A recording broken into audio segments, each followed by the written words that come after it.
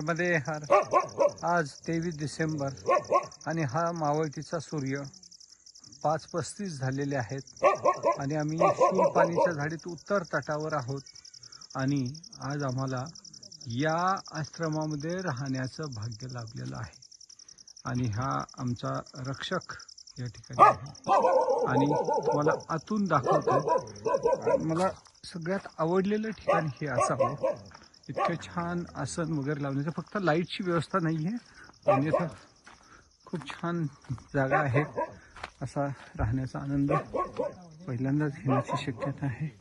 हे पाहा, इथे आमच्या मामा मामी आवराआवरी केली, त्यांनी आपले आसन लावलेले आहेत।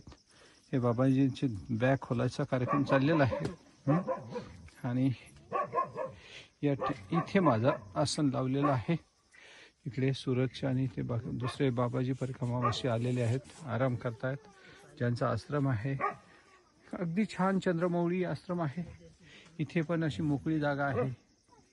या रूममध्ये ही वेगळी रूम आहे, त्यांचं हे पूजेचं घर आहे आणि या पूजेच्या घराबरोबरच स्वयंपाकासाठी हे पहा, जे आलेल्या परिक्रमावासीसाठी जेवणाची सोय म्हणून बटाटे। बाबा जी, आपने तो शुरू भी कर दिया खाना बनाने का? नहीं, थोड़ा थोड़ा केयर करता रहूंगा ना। हाँ हाँ हाँ, चलेगा चलेगा। नर्मदे हर, नर्मदे हर। नर्मदे हर।